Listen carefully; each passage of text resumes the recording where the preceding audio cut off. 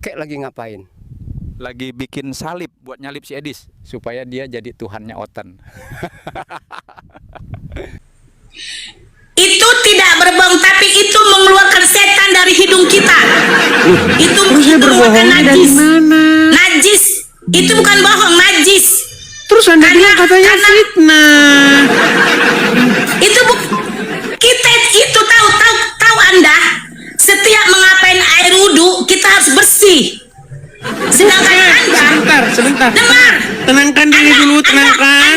Tenangkan dulu. Anda Aduh, tidak usah menjelaskan agama Islam. Tenangkan dulu gini. Dengar. Tadi kan Anda Karena bilang Anda aja, bahwa karena orang Kristiani pergi ke jangan gereja itu kemana-mana kotor. dulu. Tadi kan Anda bilang bahwa Anda channel jangan- ini menjijikan, katanya Anda memfitnah. yang menghina. Betul. Dengar. Anda jangan. Anda Memfitnahnya Anda di suka mana? apa? Anda suka menjelekkan agama Islam. Menjelekannya di mana? Di mana menjelekkan? Ayo ibu.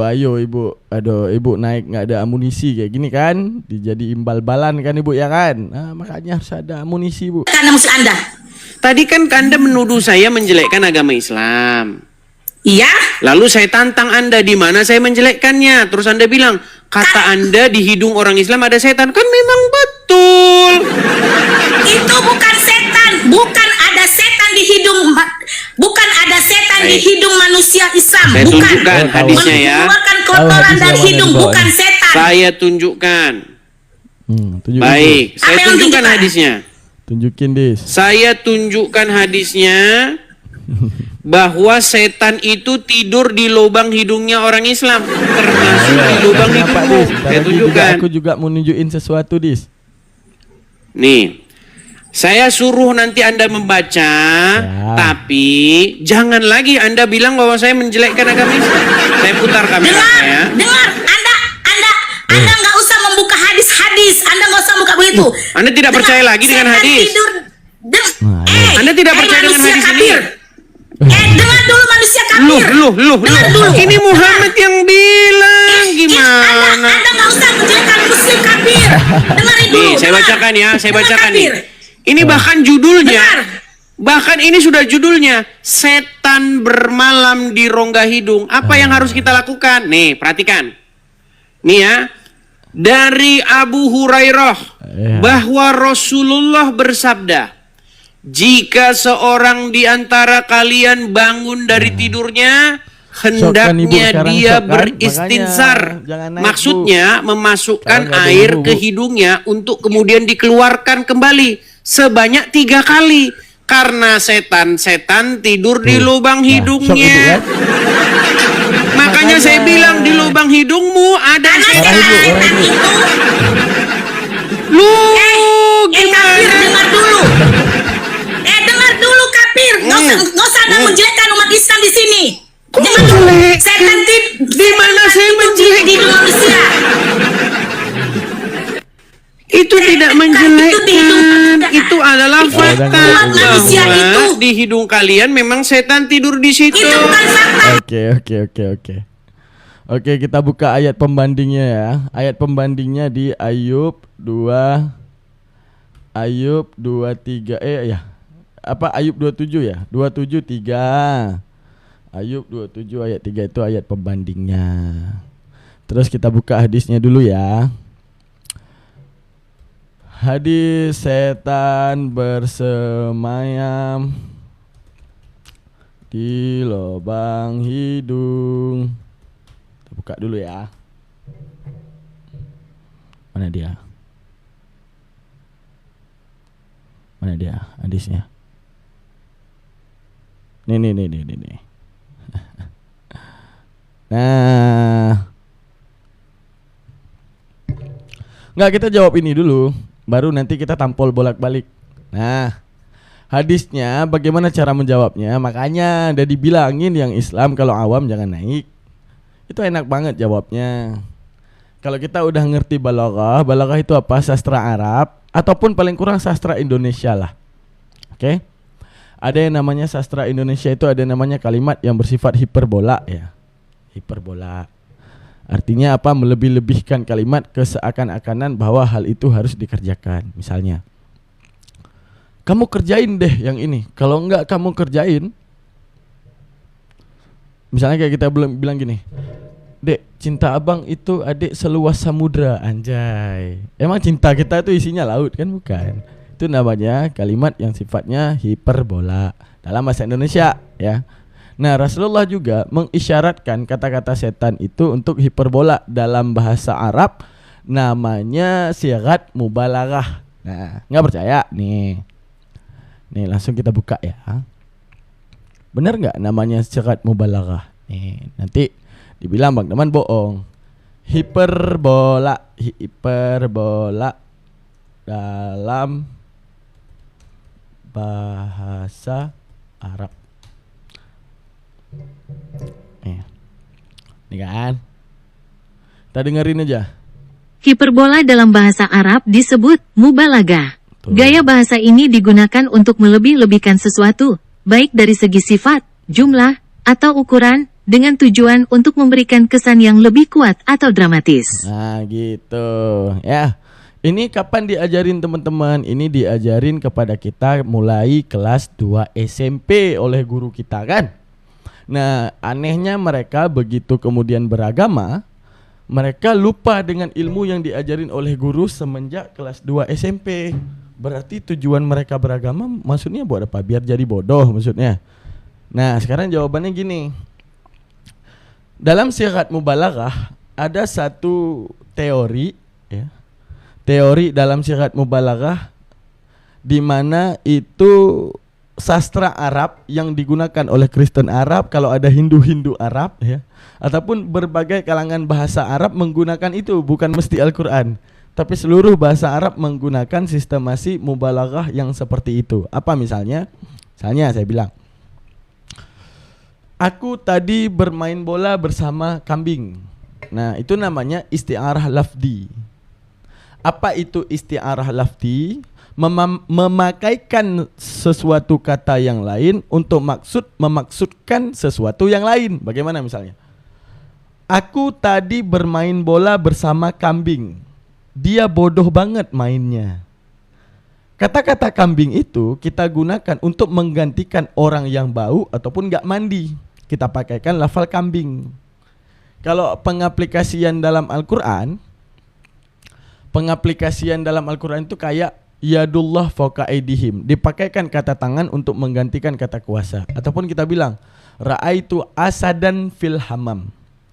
Tadi aku melihat singa di dalam kamar mandi. Apakah singa tersebut adalah seseorang apakah singa beneran ada di dalam kamar mandi? Bukan. Akan tetapi itu dimaksudkan kepada seseorang yang gagah berani ternyata ada di kamar mandi yang kita juluki dengan singa. Menggantikan kata orang yang berani tadi dengan kata singa. Menggantikan kata-kata orang yang belum mandi tadi dengan kata kambing. Rasulullah juga sama, menggantikan yang namanya virus ataupun mikroba yang berbahaya bagi pernapasan dengan istilah setan. Di mana setan itu berbahaya bagi iman, di mana juga mikroba dan virus-virus itu berbahaya bagi pernapasan. Oke? Bisa dipahami sampai sini? Misalnya gini. Dan hal-hal yang kayak gitu juga punya syarat. Apa itu syarat? Qarinah mani'ah. Apa itu qarinah mani'ah? Pertanda ataupun indikasi yang dapat dipahami kalau itu bukan makna hakikat. Contoh, saya bilang gini. Aku tadi melihat matahari. Saya tanya kepada kalian semua, apakah maksud saya maksud yang sebenarnya? Saya tadi bilang gini. Aku tadi melihat matahari. Ini makna hakikat ataupun majas? Saya tadi melihat matahari. Ini makna hakikat ataupun makna majas? Coba yang lain jawab. Hakikat apa majas? Kok majas? Tadi pagi aku keluar rumah ngelihat matahari. Majas apa hakikat?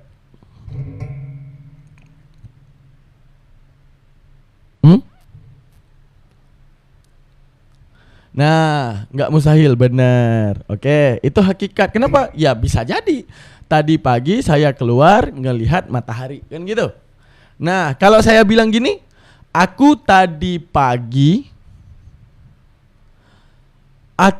pagi keluar rumah ngelihat matahari, lipstiknya merona dan bersinar, senyumannya begitu indah. Aku terpesona olehnya. Hakikat apa majaz? Hakikat apa majaz, teman-teman? Jelas majaz. Kenapa menjadi majaz? Karena ada kalimat keterangan yang mengekang akal untuk berfikirkan bahwa itu adalah makna hakikat. Karena adanya keterangan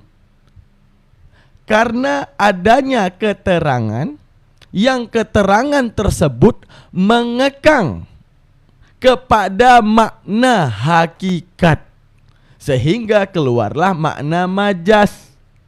Oke, itu satu. Saya ngomong gini lagi. Aku tadi di lapangan bola melihat kambing. Majaz apa hakikat?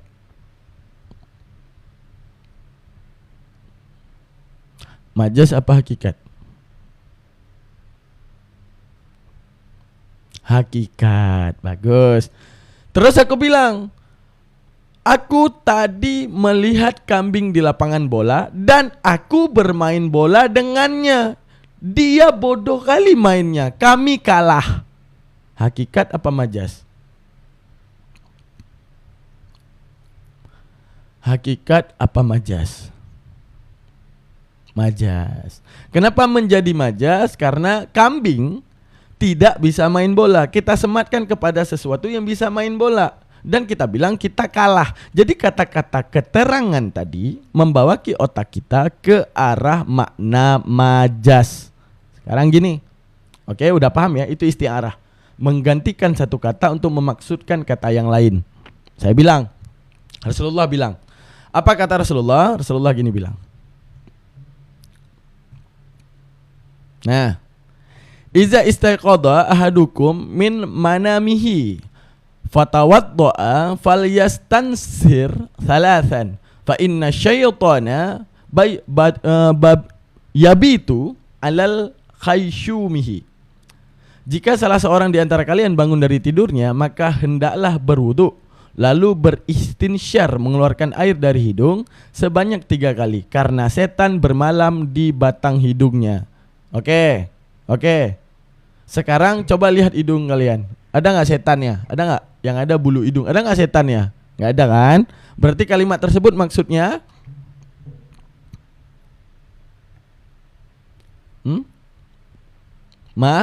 majaz.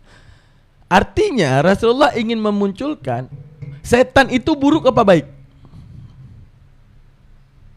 Karena syarat baru boleh jadi majaz apabila ada korelasi. Syarat majaz dinamakan dengan wajah tasbih. Apa itu wajah tasbih? Wajah tasbih adalah satu titik persamaan dengan kata yang digantikan. Misalnya kita bilang, ada seseorang berewokan, pemain tinju, gagah berani, luar biasa. Kita bilang, aku tadi melihat singa di dalam kamar mandi. Kenapa kita boleh mengatakan dia singa? Karena ada titik penyerupaan antara dia dengan singa gara-gara gagahnya. Nah, sekarang saya bilang, sekarang setan itu buruk apa baik? Buruk. Setan itu berbahaya enggak? Berbahaya. Bagi apa berbahaya? Bagi iman. Sekarang debu, virus, ataupun mikroba, bakteri yang ada di hidung berbahaya enggak?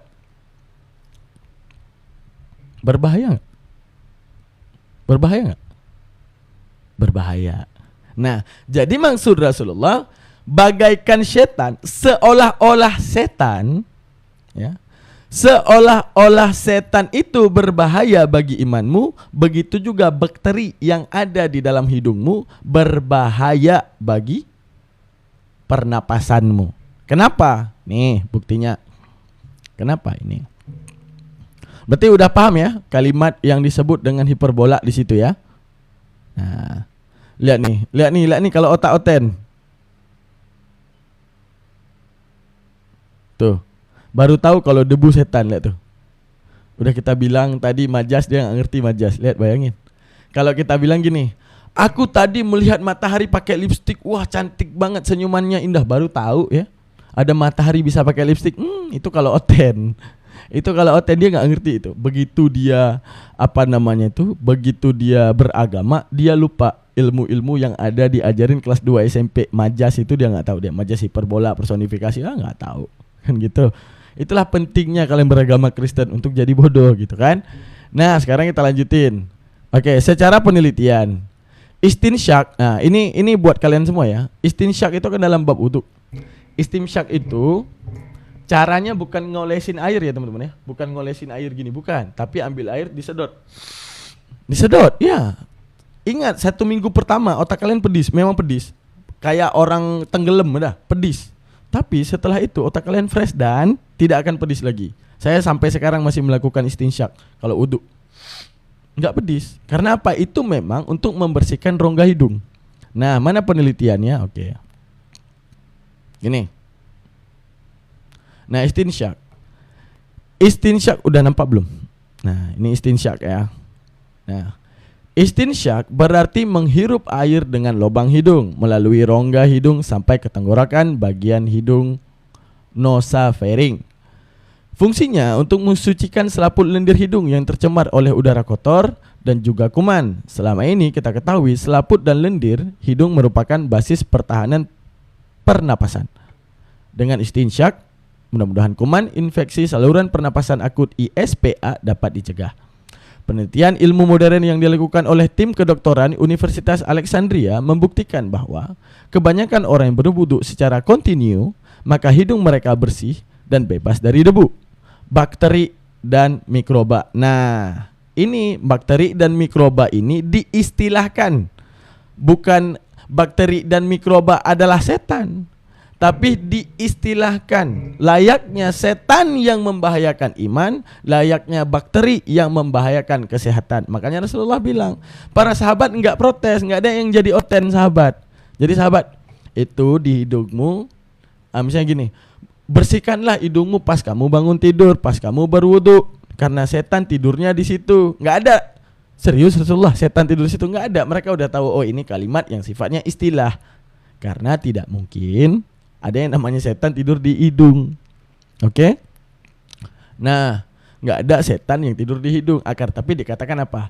Pembahayaan daripada bakteri itu, pembahayaan daripada mikroba tersebut diistilahkan layaknya setan yang membawa bahaya terhadap iman. Diistilahkan. Oke, diistilahkan disebut dengan yang namanya majas. Oke? Diistilahkan yang disebut dengan majas. Oke, sampai sini udah dipaham. Jadi Rasulullah udah paham kepada mereka, bersihkanlah hidungmu biar nggak kena bakteri sama virus. Tapi diistilahkan dengan kalimat yang namanya metafora, dengan menyematkan apa? Setan tidur dalam lubang hidungmu. Nah, oke. Sekarang counterbaliknya tuh gini.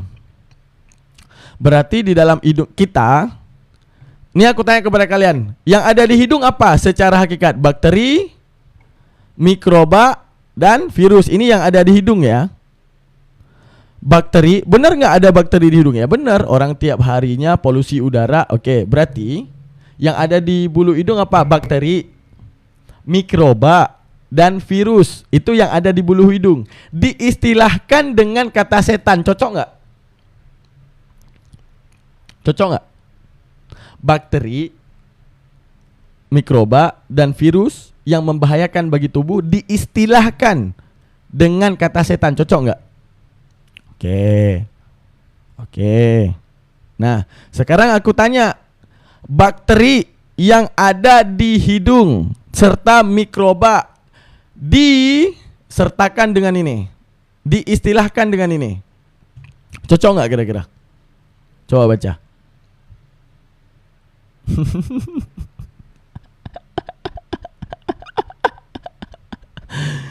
Kalau kita bakteri, virus, mikroba, istilahnya setan. Mereka bakteri. Tuhan berarti bukan juga jadi manusia ya. Berarti Tuhan juga bisa jadi bakteri ya. Keren ya, luar biasa ya. Hidung Islam hotelnya setan lah. Hidung kalian hotelnya siapa? Tuh baca yang gede tuh.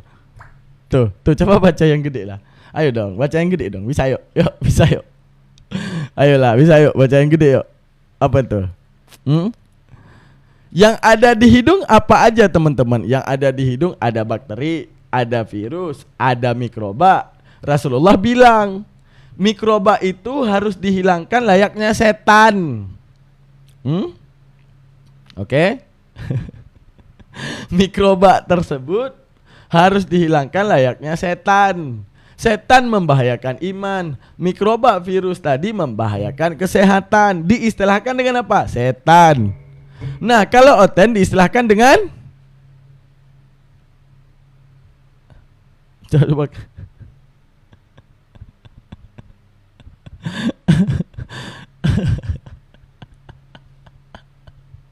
Wah, itu harus ada Yohanes 1 ayat 14,5.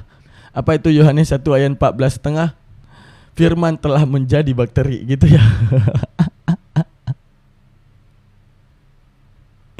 Berarti itu majas juga tadi. Iya, majas, tapi diumpamakan dengan roh Tuhan.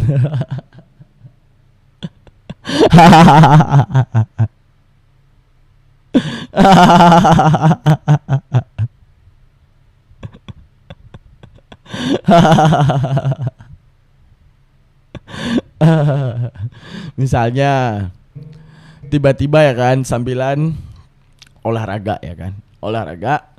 Oke, kita lihat dari kubu penantang di sebelah kanan. Ada penantang baru yaitu Daman. Wih, Daman ya kan sih. Sebelah kiri ada Edis. Wih. Oke, ting ting ting, round the one. Oke, saat itu ternyata Edis melancarkan 3 serangan tepat di hidung Daman. Ketepak. Bonyok setannya. Bonyok setan yang ada dalam hidung kan gitu ya. Dan ternyata Daman membalas dengan 7 pukulan ke atas hidung Edis. Ketepak 7 kali. Yang bonyok siapa?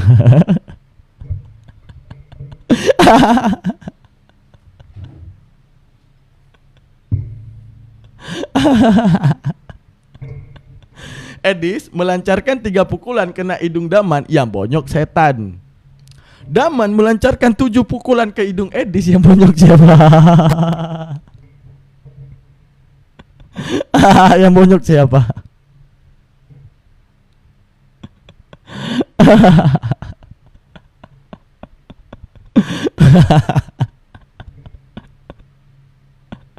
Yang bonyok siapa teman-teman?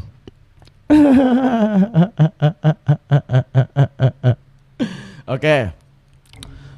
Dunia dalam berita. Indonesia dikabarkan sedang terjangkit virus corona. Didapati daripada mereka itu beringus, ya kan? Ingusnya nggak berhenti-berhenti misalnya, ya kan? Ingusnya nggak berhenti-berhenti.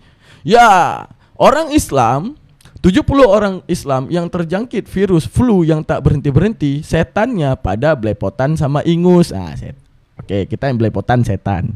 Dan kita lihat daripada kubu kekristenan ada 100 orang yang mengalami flu, ternyata yang belepotan siapa? Yang belepotan sama ingus siapa kira-kira teman-teman?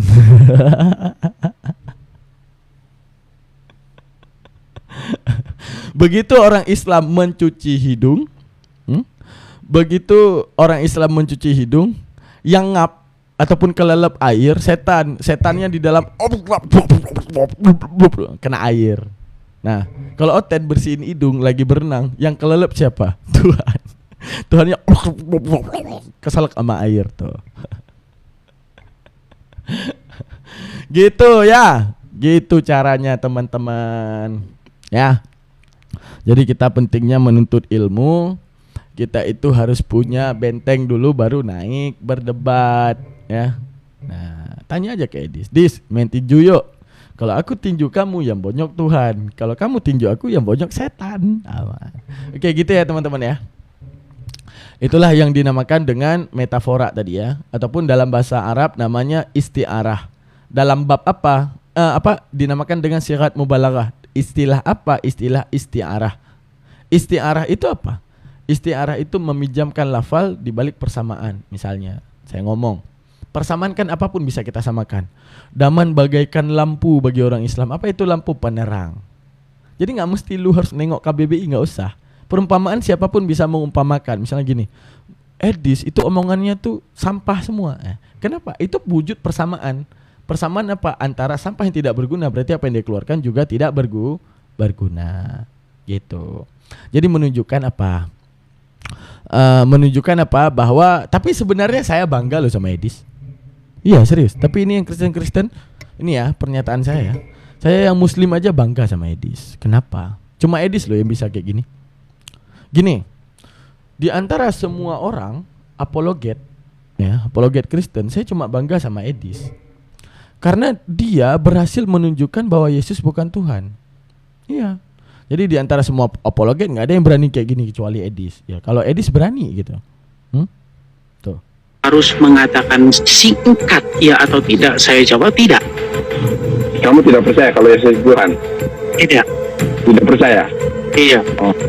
Berarti Yesus itu menurut kamu bukan Tuhan? Bukan. Benar? Iya. Oh, jadi Yesus itu bukan Tuhan. Ya, karena Bible sendiri tidak pernah mengatakan demikian. Karena Bible sendiri tidak pernah mengatakan demikian. Itulah yang membuat saya bangga sama Edis. Ya. Ayo yang di bawah, ayo. Setelah kalian mendengar ini, cowok jawab yang jujur, Kecewa nggak? Cie. Sang pujaan hati, kenapa engkau terlalu jujur tentang kitab kami yang tak mengatakan Yesus itu Tuhan? Aduh, udah capek dipuji-puji, dibangga-banggain, malah bilang Yesus bukan. Mana ketikannya? Mana ketikannya? Kalian, aduh. Berarti yang kalian puja selama ini adalah orang yang tidak percaya yang kalian tuhankan adalah Tuhan. Gimana sih? Aduh, ulang lagi. Kalau saya dipaksa harus mengatakan singkat ya atau tidak, saya jawab tidak. Kamu tidak percaya kalau Yesus Tuhan? Tidak. Tidak percaya? Iya. Oh. Berarti Yesus itu menurut kamu bukan Tuhan? Bukan. Benar? Iya. Oh, jadi Yesus itu bukan Tuhan. Ya, karena Bible sendiri tidak pernah mengatakan demikian. Oh. Iya. Jadi tadi kan mau saya jelaskan dari awal, tapi antum langsung sekak saya supaya jawab singkat gitu loh. Makanya ini yang saya bilang teman-teman ada suatu miskomunikasi. Makanya sang pujaan bukan suara Edis ler. Oke. Bukan suara Edis, bangga banget ya. Tunggu, sebelum itu kita buka dalil ya. Jika ya, hendaklah kamu katakan ya. Jika tidak, hendaklah kamu katakan tidak. Apa yang lebih daripada itu berasal dari sejahat. Kita lihat ya, Kristen berani bohong nggak? Teman-teman Kristen, kalau Edis bilang Yesus bukan Tuhan, kalian kecewa nggak sama Edis? Coba jujur. Coba.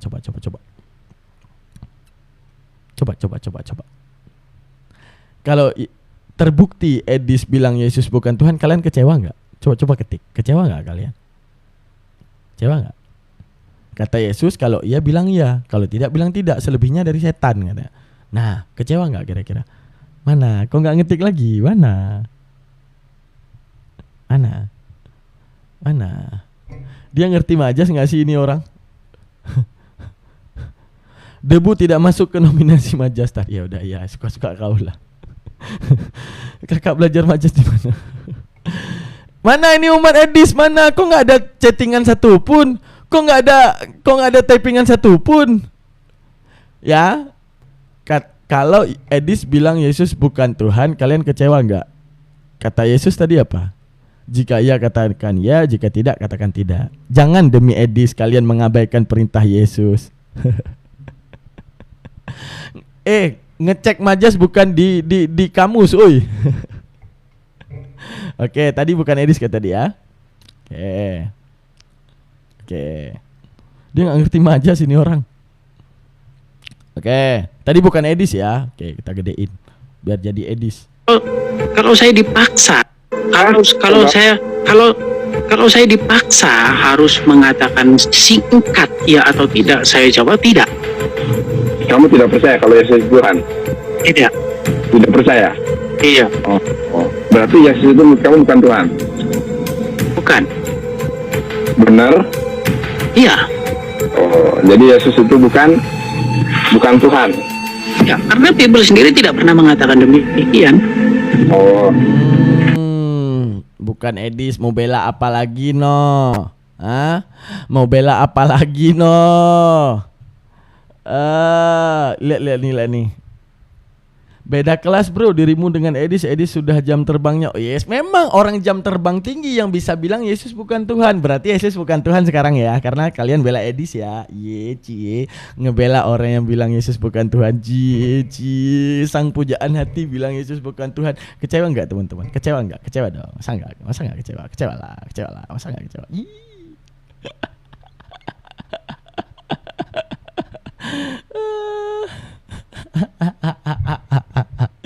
Sang pujaan hati ternyata bilang Yesus bukan Tuhan. Aduh, sedih banget. Aduh.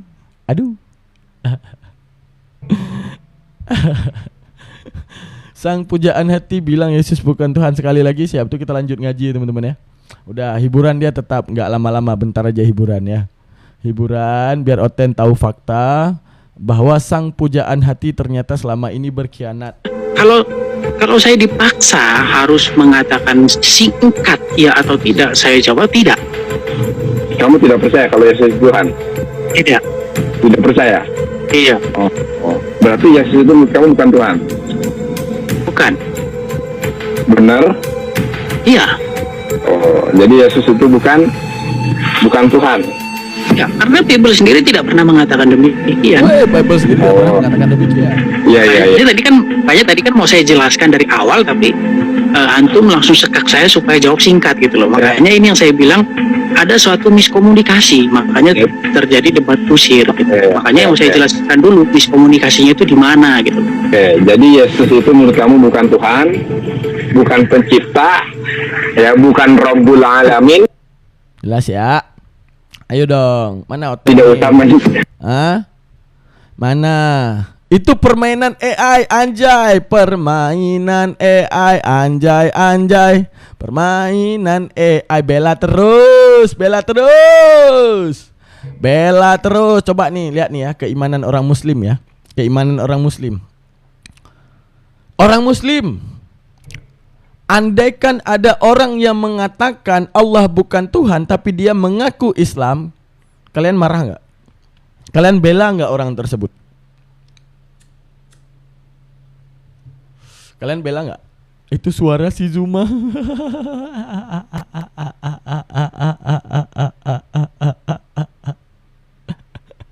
Tidak bisa menerima kenyataan umat Edis, semuanya kejang-kejang. Wah, keserupan semua murid Edis gara-gara tahu sang pujaan hati bilang Yesus bukan Tuhan. Wah, suara si Zuma katanya. Suara si Zuma katanya. Ayolah, terima kenyataan.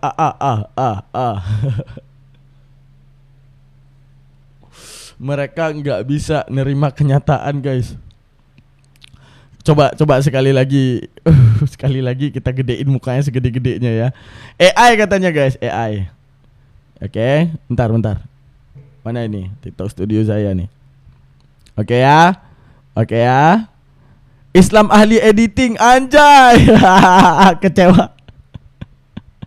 Kecewa mereka guys, kecewa. Tidak usah menjelaskan panjang lebar, tinggal jawab aja, kamu meyakini Yesus itu Tuhan atau tidak, begitu. Kalau saya dipaksa harus mengatakan singkat ya atau tidak, saya jawab tidak. AI katanya. Kamu tidak percaya kalau Yesus Tuhan? Tidak. Tidak percaya? Iya. Berarti Yesus itu menurut kamu bukan Tuhan? Bukan. Benar? Editan Iya. loh guys. Jadi Yesus Editan itu kata Oten gimana sih? bukan Tuhan. Ya, karena Bible sendiri tidak pernah mengatakan demikian. Karena Bible sendiri tidak pernah mengatakan demikian. Iya. Jadi tadi kan mau saya jelaskan. Sang pujaan bikin kecewa. Blunder. AI woi, AI katanya guys. AI kata dia.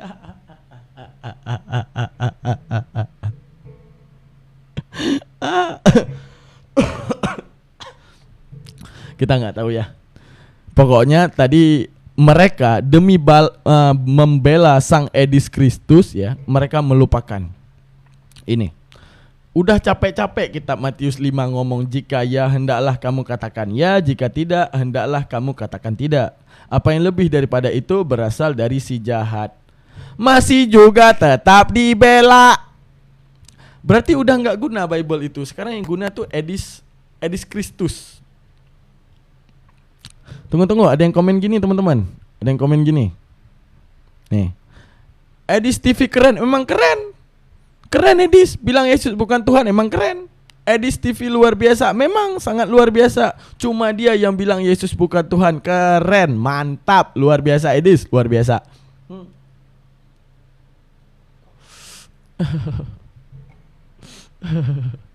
Itulah ketidakkonsistenan Oten ya guys ya.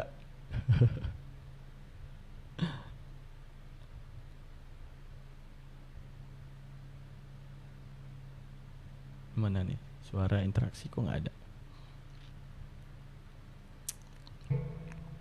Nah, ntar kita habis rokok dulu baru kita lanjut ya. Coba tanya ke Oten, kira-kira kalian kecewa nggak sama Edis? Edis itu pilihan memang pilihan untuk bilang Yesus bukan Tuhan. Anjay mabar, slebeu. Makin cinta Edis, memang harus cinta sama Edis. Cuma Edis ya bilang Yesus bukan Tuhan, ya kan?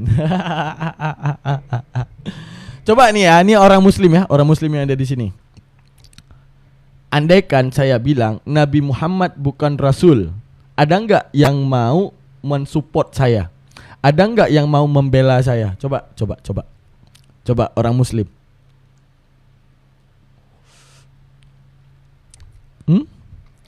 Tidak. Apakah kalian akan membenci saya? Apakah kalian akan membenci saya? Kalau saya bilang Nabi Muhammad bukan Tuhan? Nabi Muhammad bukan Tuhan. Nabi Muhammad bukan Rasul? Pasti. Semua benci saya gara-gara saya bilang Nabi Muhammad bukan Rasul. Kita lihat. Apakah kalian akan kecewa sama Edis kalau Edis bilang Yesus bukan Tuhan? Kita lihat.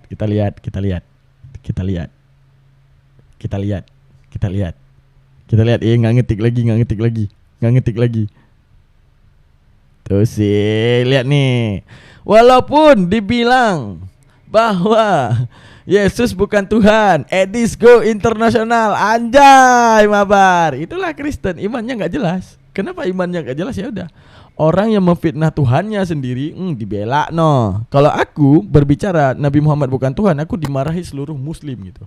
Nabi Muhammad bukan Rasul, dimarahi seluruh muslim. Kalau mereka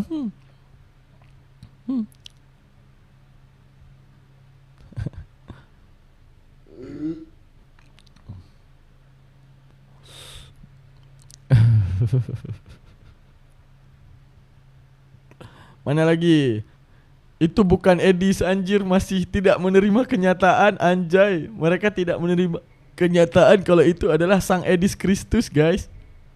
Mereka tidak menerima kenyataan kalau itu adalah Sang Edis Kristus. Oke. Nah, kita masuk ke pelajaran kita, teman-teman. Udah cukup hiburannya.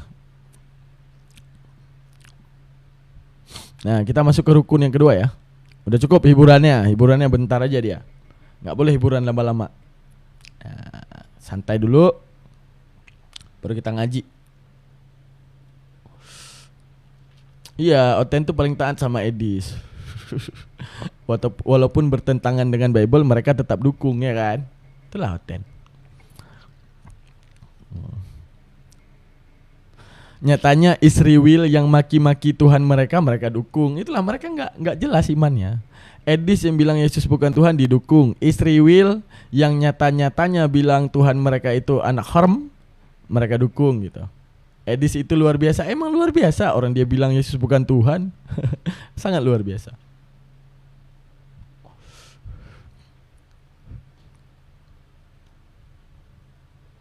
Ada pembelaan guys. Lihat nih. Dia, Yesus, dibilang bukan Tuhan karena dia hanya utusan agar... Oh ya benar, ini bukan pembelaan, ini dari Muslim ya. Ayo Kristen, bela Edis dong. Oke. Auzubillahi minasyaitonirrajim. Bismillahirrahmanirrahim. Allahumma shalli ala sayyidina Muhammad wa ala alihi wasahbihi wa barik wasallim. Allahumma rzuqna ya Rabbi fahman nabiyina wa hifdal mursalina wa ilhamil muqarrabina wa ilhamil malaikatil muqarrabina fil afiyati ya rahman rahimin. Rabbi zidni ilman warzuqni fahman wa amalan sholiha. Rabbi shrah li sadri wa yassir li amri wahlul 'uqdatam min lisani yafqahu qawli. La haula wala quwata illa billahil aliyyil azim. Allahumma lakal hamdu wa minkal farju wa ilaikal mustaqa wa bika musta'an la haula wala quwata illa billahil aliyyil azim. Artinya apa Ustaz? Oke. Allahumma rzuqna, ya Allah rizkikan kepada kami fahman nabiyina, pemahaman para nabi, wa hifdal mursalina, dan hafalan para rasul, wa ilhamil malaikatil muqarrabin, dan ilham malaikat yang berada di sekitar kami, fil afiyati, di dalam benak kami. Oke, kita ngaji ya. Auzubillahi minasyaitonirrajim. Bismillahirrahmanirrahim. Wasani, dan bermula yang kedua. Ghaslu jami'il wajhi, itu membasuh sekalian wajah. Nah, ini rukun wudu yang kedua. Ini rukun ya, arti rukun wajib dibasuh, yaitu rukun wudu yang kedua itu adalah membasuh wajah. Wahaduhu, dan bermula batasannya wajah, ini diingat, ini yang pentingnya. Wahaduhu, dan bermula batasannya wajah. Tulan,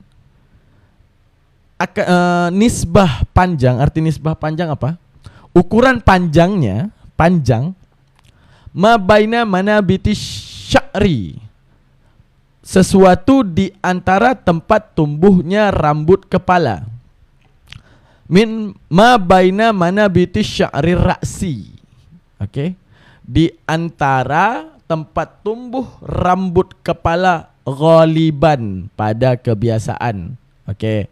Berarti batasan anggota yang wajib dibasuh adalah tempat tumbuhnya, apa namanya itu? Tempat tumbuhnya rambut pada kebiasaan. Jadi kan ada ya, misalnya Ustadz, saya seorang perempuan, kan kalau perempuan ada ini ya, ada anak rambut, tau nggak anak rambut yang tumbuh-tumbuh bulu halus. Nah, batasannya apa sampai situ Ustadz? Enggak, batasannya sampai tempat tumbuhnya rambut pada kebiasaan ataupun pada standar. Nah, pada standarnya tumbuh rambutnya ada di mana? Tumbuh rambutnya kan di sini. Ya, berarti ini wajib dibasuh. Berarti batasan atasnya, tulannya, batasan tertingginya ya di sini. Tempat tumbuhnya rambut pada kebiasaan. Maka yang menjadi batasan wajah itulah yang harus ditutupi kalau kita sholat. Berarti kalau perempuan sholat ini harus ditutupi ini, karena dia kan boleh nampak wajah. Berarti ini harus ditutupi, nggak boleh ada rambut yang nampak. Tapi Ustadz, saya nampak bulu-bulu halus rambut, nggak apa-apa. Karena itu adalah bulu-bulu yang tumbuh bukan pada batasan normalnya rambut. Batasan normalnya rambut tumbuh di atasnya, bukan di bulu-bulu halus. Jadi kalau bulu-bulu halus itu nampak saat kemudian, ataupun anak rambut itu ada saat kita menggunakan mukena, itu tidak mengapa. Oke, selanjutnya. Wa akhirul lahyain, dan batasan akhir daripada tumbuhnya lahyain, dua dagu, batasan akhir dua dagu. Nih. Dan batasan akhir dua dagu. Wahuma, apa itu dua dagu? Wahuma,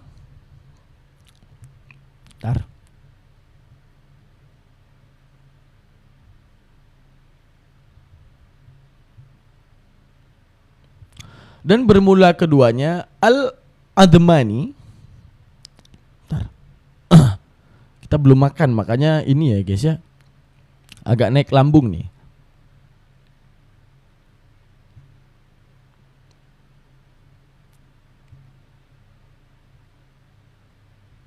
Oke. Wahuma al-adhamani, ya, al-adhamani alladzani yanbitu alaihimal asnanu. Ya, maksudnya apa? Dan bermula batasan keduanya ujung rahang, yaitu al-adhamani, tempat tumbuh al-ladhani, tempat tumbuhnya gigi. Bukan. Apa ya kalau kita bilang gusi ya?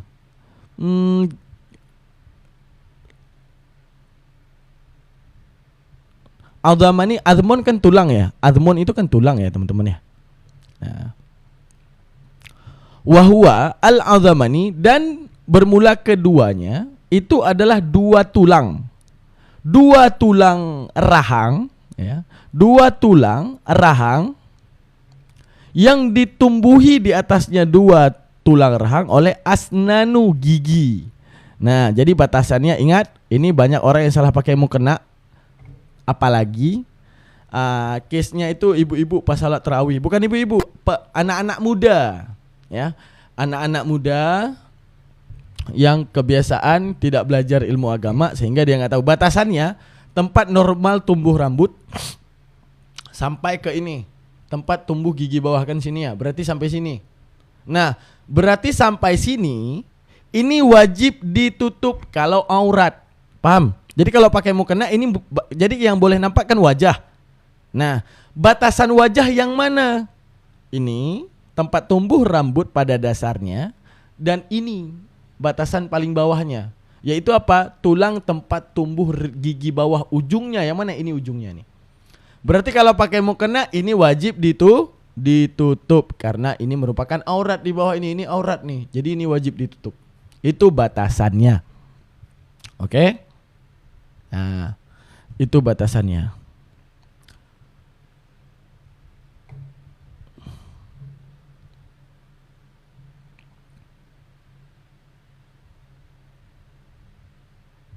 Selanjutnya sufla yang paling bawah. Oke. Yastabiul muqaddimuhuma fi dzakni. Oke. Yang terhimpun permulaan keduanya pada zakni. Nah, zakni itu apa? Yang terhimpun keduanya itu pada zakni. Kalau cowok itu pada tempat tumbuhnya, apa namanya itu? Tempat tumbuhnya jenggot ya. Tempat tumbuhnya jenggot, benar. Oke. Wa muakhiruhuma fil uzuni, dan diakhirkan dan pangkalnya berada di telinga. Nah, gini. Itu penjelasan tentang ini ya. Penjelasan tentang batasan. Jadi menjelaskan tulang ini. Jadi menjadi batasan paling atas adalah tempat tumbuh rambut yang normal. Oke. Dan yang kedua ujungnya. Apa itu tulang ujung? Tulang ujung itu ditinjau daripada tempat tumbuhnya, pangkalnya itu yang sampai ke telinga, sampai ujung tempat tumbuh jenggot. Nah, ini harus ditutupi. Nih. Ini harus ditutupi sampai sini. Nah, wajahnya itu yang boleh kelihatan. Jadi, kalau kemudian pakai mukena, hati-hati jangan sampai kelihatan ini ya. Kalau seandainya ini kelihatan, itu tidak sah solat. Nah, begitu juga wudu. Kalau seandainya membasuh muka tidak sampai ke sini, misalnya sampai sini doang, maka tidak sah. Oke, maka harus kena semua batasan ini. Ini batasan muka, sekalipun berbulu tetap dibasuh gitu ya. Nah, kita sekali lagi. Dan bermula keduanya itu adhamani, dua tulang, alladhani, dua tulang pangkal yang tumbuh di atas keduanya oleh gigi bawah. Nah, pangkal tempat tumbuh tulang gigi bawah yang ini kan. Yastami'u, yang terhimpun keduanya, artinya apa? Bertemu keduanya. Ya, yastami'ul muqaddimuhuma, yang terhimpun permulaan keduanya fi dzakni. Pada apa? Pada ujung kuping. Ya, di sini. Dah? Terhimpun pada ujung kuping, yang dua-duanya ada di antara dua ujung kuping. Wa mi'akhiruhuma fil udhunani wa hadduhu. Oke. Dan bermula batasannya haddan. Nah, dan bermula batasannya ardan, nisbah luas. Nah, jadi sekarang batasan dari sini ke sini. Tadi udah tahu ya. Batasan yang pertama itu dari atas ke bawah. Nah, batasan pertama tadi dari atas ke bawah. Sekarang daripada batasan dari sini ke sini. Nah, dari batasan dari sini ke sini mana saja batasannya. Jadi kalian yang menggunakan nyak deh ya. Jadi batasannya untuk kalian menggunakan mukena ini buat cewek nih, jangan salah-salah saat menggunakan mukena ya, itu paling penting. Nah, jadi mukena itu harus batasan daripada kita berwudu itu harus menutupi muka. Oke. Batasan daripada wudu itu harus menutupi muka. Muka yang mana saja, Bang? Batasannya kalau dari atas tempat tumbuh normalnya rambut. Tapi kalau anak rambut nampak enggak akan membatalkan sholat. Tapi kalau nampak rambut, dasar tempat tumbuh rambut batal sholat. Selanjutnya ujungnya apa? Yang ini. Ini ujungnya nih. Ini ujungnya. Sekarang dari sini ke sini yang mana, Bang? Oke, dari sini ke sini kita baca dulu. Ardan ataupun secara luas atau dari sini ma baina udhunaini, yaitu segala sesuatu yang ada di antara dua telinga. Jadi secara luasnya ya udah yang ada di antara dua telinga, teman-teman nih. Di antara ini ini wajib dibasuh semua. Itulah batasan daripada yang dinamakan dengan muka. Nah, jadi itu juga berpengaruh penting terhadap penggunaan mukena. Jangan sampai salah-salah menggunakan mukena. Jangan sampai nanti nampak ininya anak kupingnya. Itu kalau nampak anak kuping itu itu membatalkan sholat. Itu ya, teman-teman ya. Oke.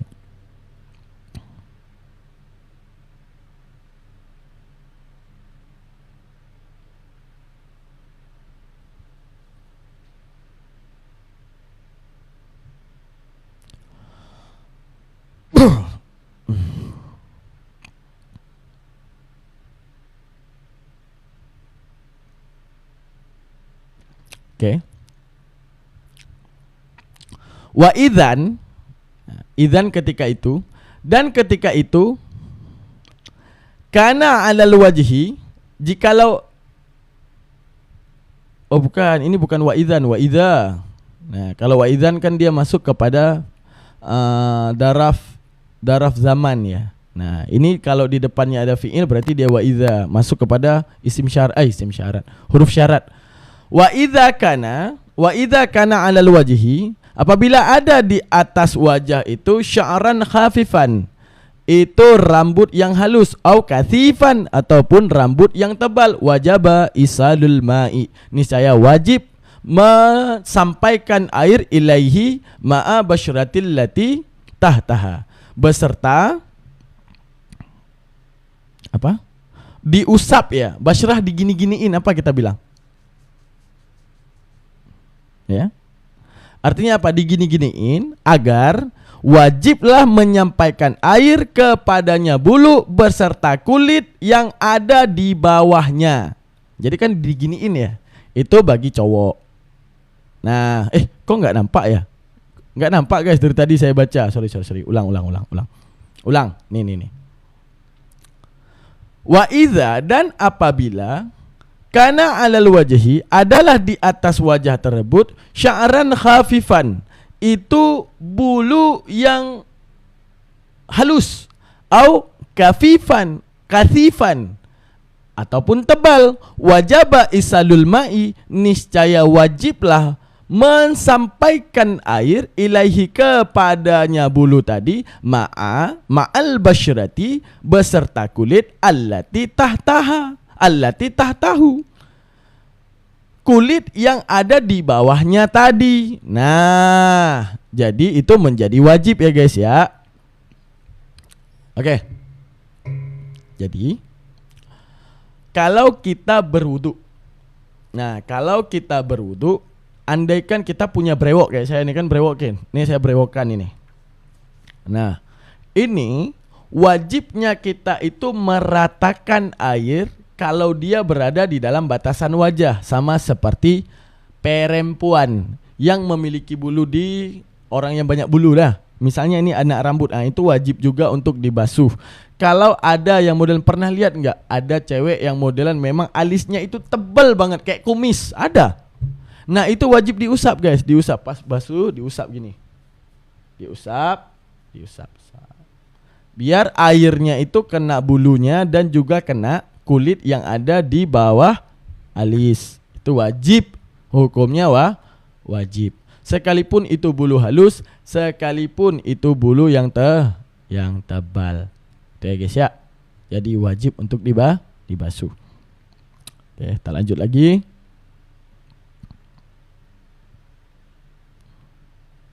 Jam berapa dah? Mantik jam berapa kita belajar? Oh, hampir belajar mantik ya ini ya.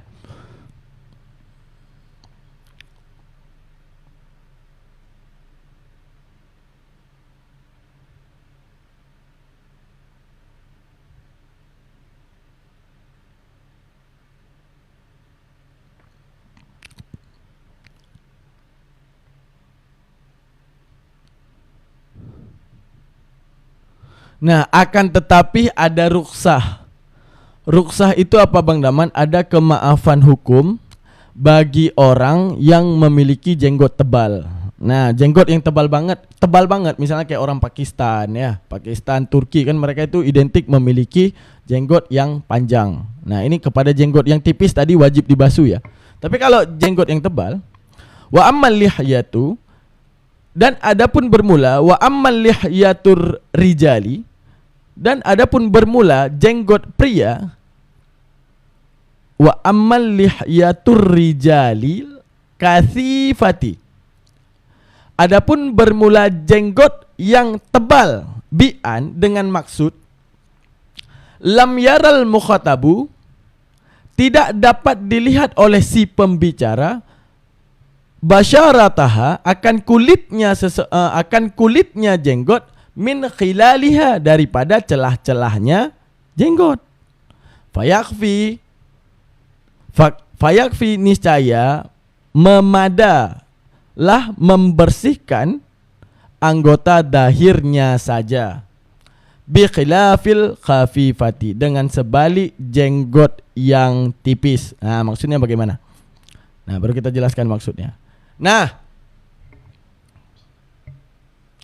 jadi kepada orang misalnya kayak orang Turki, orang Mesir, sama orang-orang apa itu namanya, orang Mesir, orang apa lagi yang memiliki jenggot yang tebal. Nah, mereka tuh punya jenggot yang tebal. Nah, ada keringanan hukum di mana orang jenggot yang tebal itu, kadar jenggot yang tebal tadi apa? Kadar jenggot yang tebal tadi, ini kadar jenggot yang tebal ya. Nah, jangan nanti kalian menebal-nebalkan diri, enggak. Tapi kadar jenggot yang tebal diiktibarkan ini bi'an dengan bawah. Bi'an lam yaral mukhatabul basyaratuha min khilaliha fayaghfi ghusla dhahiruha. Tunggu. Oh ya, bukan. Fayaghfi ghaslu dhahiruha bi khilafil khafifati. Oke.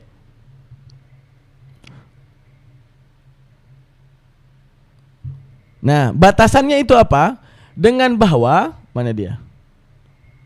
Nah, syaratnya tadi apa? Syaratnya baru dinamakan jenggot yang tebal bagi seorang pria apabila kita berbicara dengannya, kita tidak bisa melihat daripada celah-celah jenggotnya untuk nampak kulit. Bisa dipahami? Batasan tebalnya bagaimana Bang Daman tebal jenggot? Kalau kita lagi berdiri dengan tuh orang, jazakallah, Kak Indah sih. Oke. Kalau kita lagi ngomong sama tuh orang, dia berjenggot, tanda jenggotnya tebal, kita tidak bisa melihat kulitnya lagi, tidak ada celah untuk melihat kulitnya. Itu jenggot tebal. Maka fayakfi, niscaya maka memada. Arti memada itu apa? Boleh untuk dia hanya membasuh bulunya saja, tidak perlu memasukkan air ke kulitnya. Oke, kalau setebal itu. Jadi dimaafkan hukum. Nah, jadi dimaafkan hukum untuk kondisi yang seperti itu. Gitu ya guys ya. Nah, jadi jenggot yang tebal itu bukan ditebal-tebalin. Arti bukan ditebal-tebalin, alah bang aku jenggot yang tebal gak perlu diusap. Nah gitu. Tapi kalau jenggotnya tipis wajib diusap ya, biar kena kulit. Tapi kalau jenggot yang tebal, apa jenggot yang tebal? tadi dengan syarat lam yaral mukhatabatu tidak bisa dilihat oleh orang yang berbicara kepada kita akan celah-celah yang nampak kulit. Itu saking tebalnya. Itu nggak apa-apa. Dimaafkan dengan hanya dimaafkan hanya dengan menyampaikan air kepada bulunya saja gitu ya. Mau tanya Ustaz, apa hukumnya merokok makruh? Oke, apa hukumnya merokok makruh? Gitu. Oke, kita lanjut lagi. Makruh.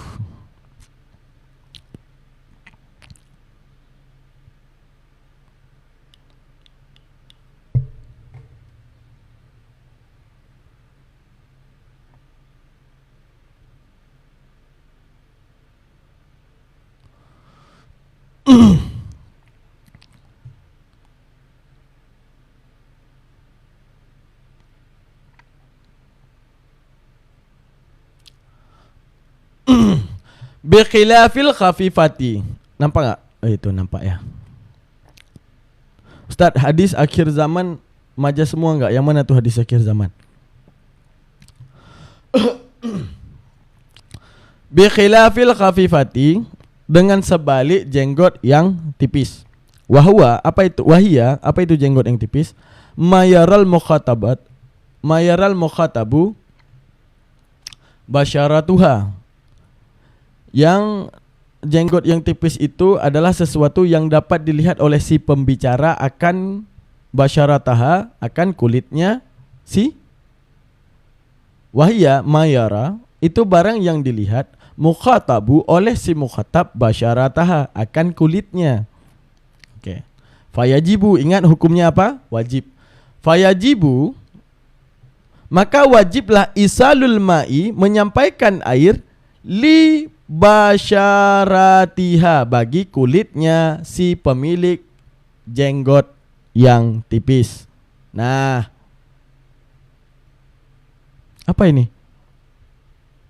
Kok saya dapat peringatan tiba-tiba? Saya dapat peringatan guys, tap-tap layar ya.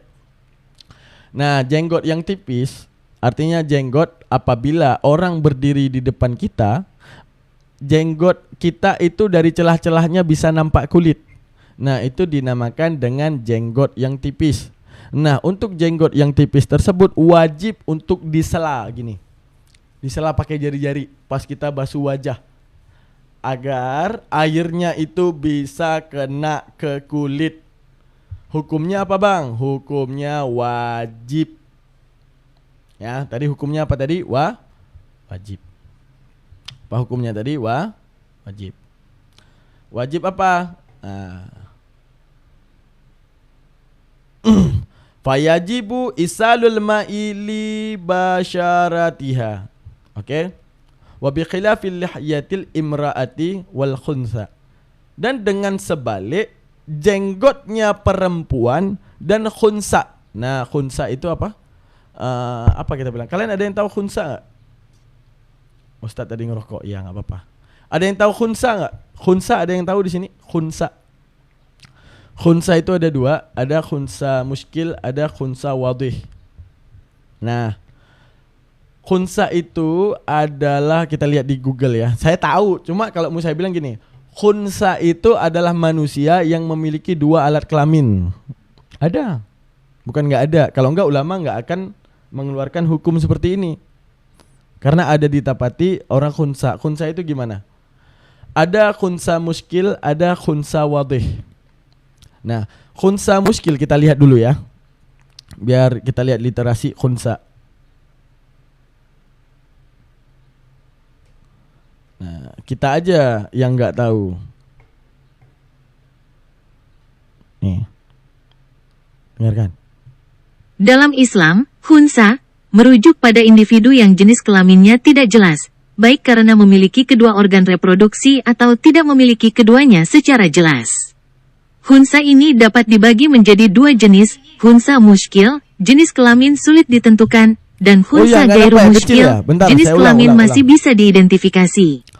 Penentuan status jenis Ulang. Nih ya. Nah, kelamin khunsa penting dalam berbagai aspek hukum Islam, seperti ibadah, warisan, dan pernikahan. Penjelasan lebih lanjut. 1. Pengertian khunsa.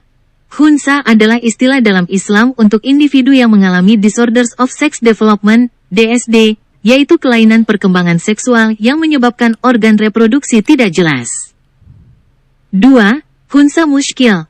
Khunsa muskil adalah kondisi di mana jenis kelamin sulit ditentukan karena tidak ada tanda-tanda fisik yang dominan, baik dari organ reproduksi maupun fungsi tubuh.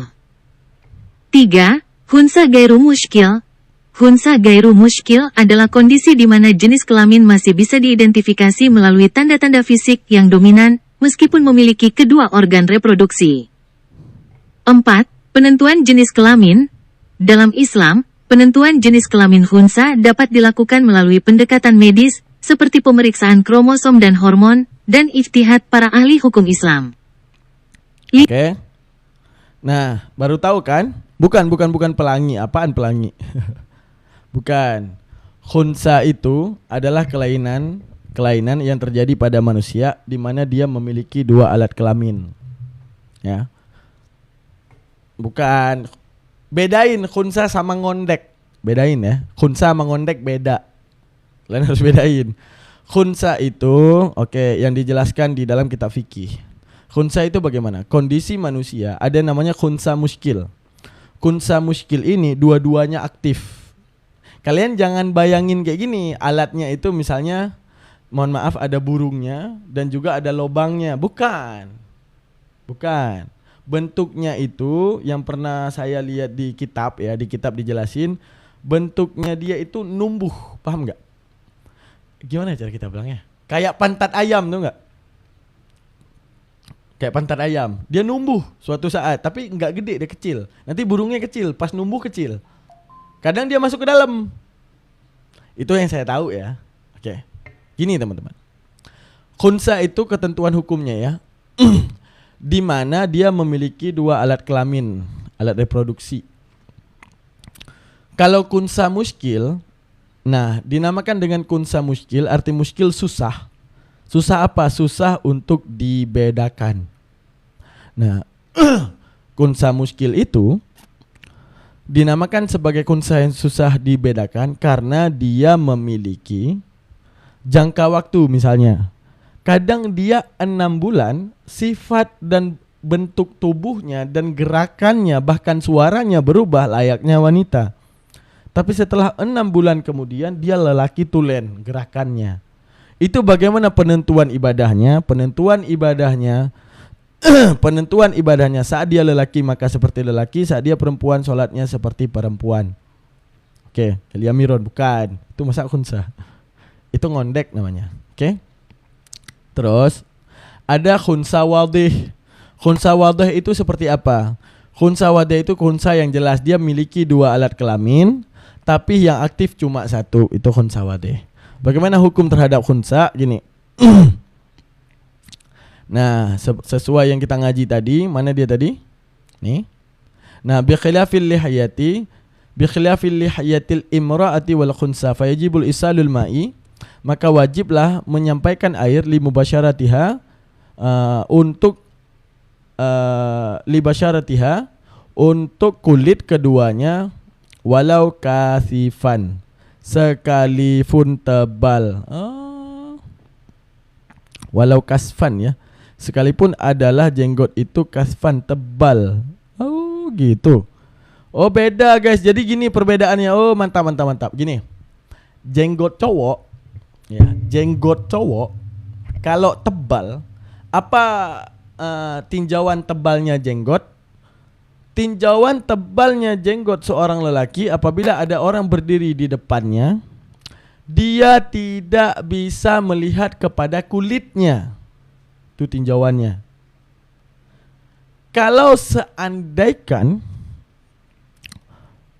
pada lelaki, maka lelaki itu tidak wajib untuk menyampaikan air kepada kulitnya karena udah tebal, kecuali jenggotnya itu tipis. Kalau jenggotnya itu tipis, maka wajib menyampaikan air ke dalamnya, ke dalam ini kan. Nah, beda dengan cewek ataupun khunsa. Kalau cewek, kalau jenggotnya tipis, misalnya ada cewek berjenggot, ada, bukan nggak ada teman-teman. Kalau jenggot ataupun kumisnya tipis, wajib menyampaikan air sampai ke kulit. Walaupun tebal, wajib menyampaikan air ke kulit karena jarang terjadi cewek berjenggot tebal, itu jarang terjadi. Jadi karena jarang terjadi, ya. Kalau cowok kan umum terjadi, banyak terjadi sehingga diberikan rukhsah, diberikan keringanan. Tapi kalau cewek jarang terjadi yang kayak gitu. Tapi andai kan ada yang kayak gitu, wajiblah menyampaikan air ke sela-sela jenggotnya. Andai apabila cewek itu berjenggot gitu. Ada loh sekarang teman. Ada Iis Dahlia kumisan tat gimana tuh? Ya wajib menyampaikan air. Cuman ada loh sekarang kan ada yang masalah trans ya. Apa mereka itu transgender merubah kelaminnya? Mereka itu misalnya yang cewek pengen jadi cowok itu ada sampai suntik hormon sampai dia memang benar tumbuh kumis dan jenggot, tumbuh kumis sama jenggot biar dia cowok banget. Nah makanya kita berada di era modif ya, cewek dimodif cowok, cowok dimodif cewek ya.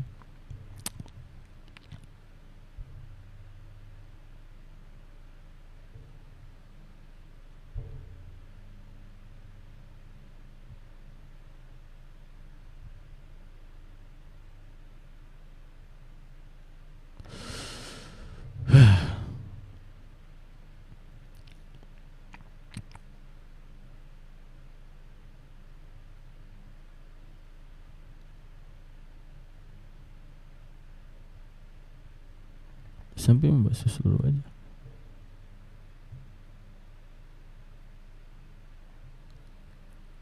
Nah ini ada sunnah ya. Nah sunnahnya itu gini.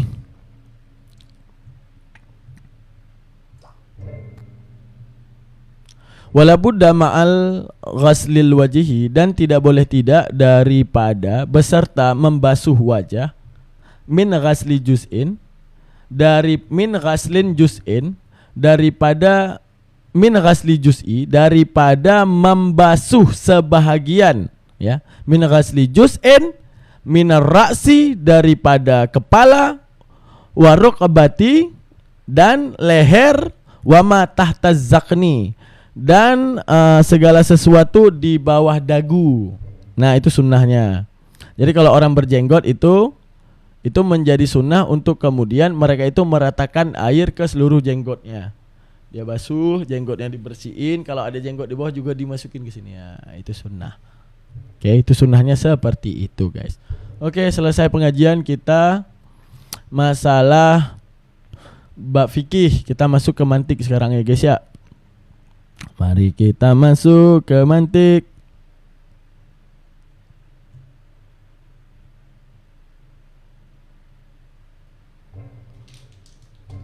Nah, jam berapa dah? 15 menit lagi. Astagfirullah. Pakai sugi dulu ya guys ya.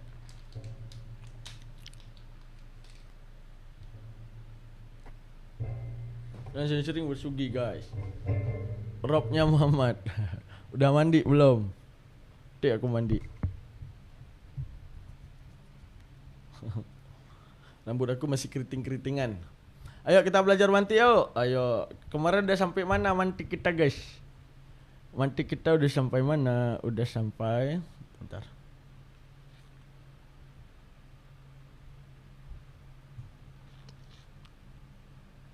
Ada yang ingat mantik kita udah sampai mana? Gak ada yang ingat ya? Potong cepat lu gak mau.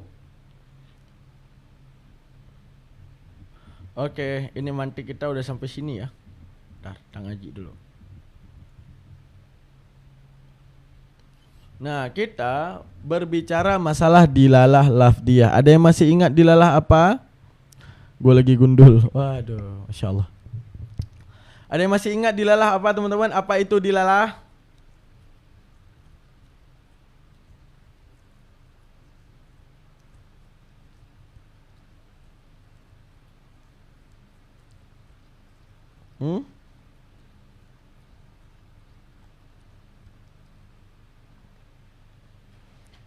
Nggak ada yang ingat lagi ya dilalah ya apa ya? Apa arti dilalah? Nggak ada yang ingat satupun lagi ya. Dilalah itu artinya adalah indikasi, teman-teman. Dilalah itu artinya indikasi. Melihat ini terpaham yang itu. Kayak contoh gini. Ketika Anda pergi ke rumah seseorang, Anda lihat dia tidak ada di rumah. Maksudnya gini, Anda pergi ke rumah orang, mau nagih utang. Anda tanya ke keluarganya, Daman mana? Daman enggak ada, tapi sendalnya ada. Apa yang kalian pahami? Coba jawab. Anda lihat gini, Bang, Daman mana? Enggak ada, tapi Anda melihat ada sendalnya Daman di luar. Apa yang Anda pahami?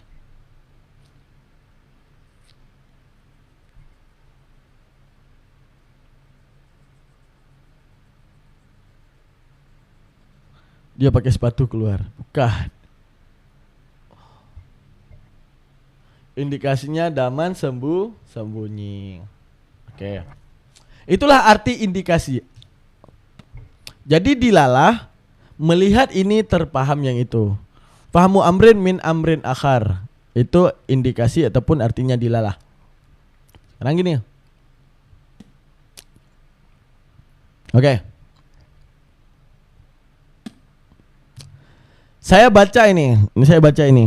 Nah, ini saya baca nih. Dengar. Indikasi Daman sembunyi. Dari suara saya yang tadi apa yang Anda pahami?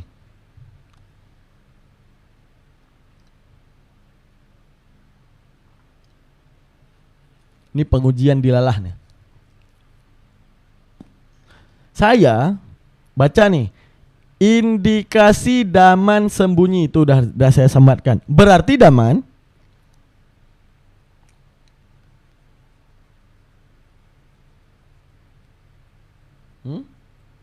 berarti Daman bohong. Kok bohong? Berarti Daman bisa membaca. Itu indikasi kan gini. Saya sematkan nih Kak Firly. Indikasi Daman sembunyi. Saya baca nih, indikasi Daman sembunyi. Berarti mengindikasikan bahwa Daman itu bisa membaca. Kita datang, bawa motor, lampu merah. Yang kita lihat apa? Yang kita lihat adalah lampu merah. Yang kita pahami adalah berhenti. Padahal yang kita lihat adalah lampu merah. Jadi arti dilalah itu, indikasi itu, melihat ini paham yang itu. Oke?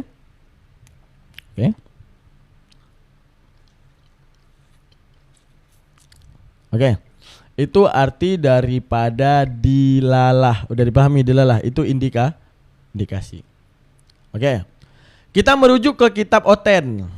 Dikatakan gini. Tuhan itu Alfa dan Omega. Yang paling awal dan yang paling akhir. Yesus dilahirkan. Berarti dilalahnya apa?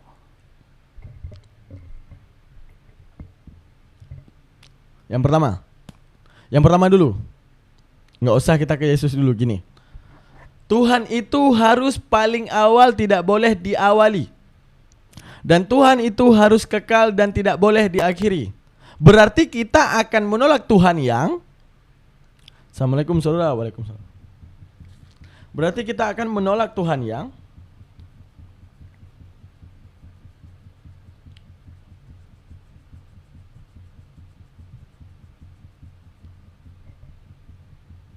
Coba simak. Tuhan itu yang paling awal. Tidak ada yang dapat mengawali Tuhan. Dan Tuhan itu yang paling kekal. Tidak ada yang dapat mengakhiri Tuhan. Berarti kita akan menolak Tuhan yang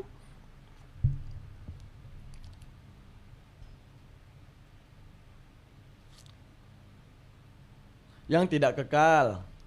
Tuhan yang metong, benar. Jadi begitu, jadi ibarat gini. Begitu saya sebutkan kata kiri, kita akan menolak kata kanan. Itu secara otomatis otak manusia. Jadi bilang gini.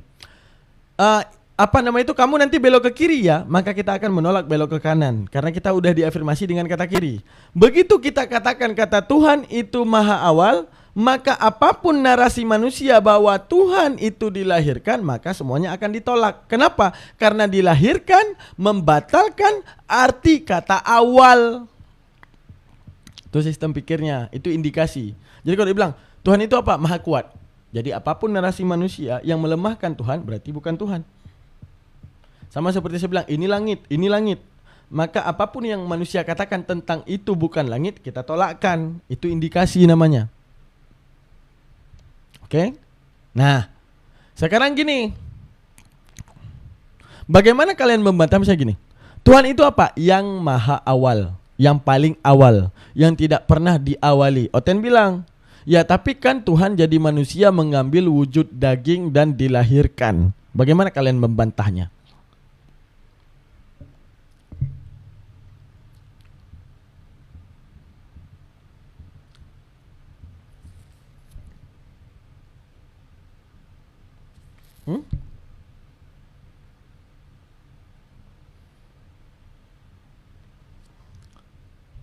Ulang. Gini. Tadi di otak kita sudah ada afirmasi. Apa afirmasinya? Tuhan yang paling awal dan tidak boleh diawali oleh apapun. Lalu kita berada dalam satu agama yang mengatakan apa? Dia tidak jadi dari sperma. Dia datang dari surga. Pada mulanya firman-firman bersama Allah lalu keluar mengambil rupa manusia dan lahir dari seorang ibu. Mengindikasikan bahwa, coba jawab.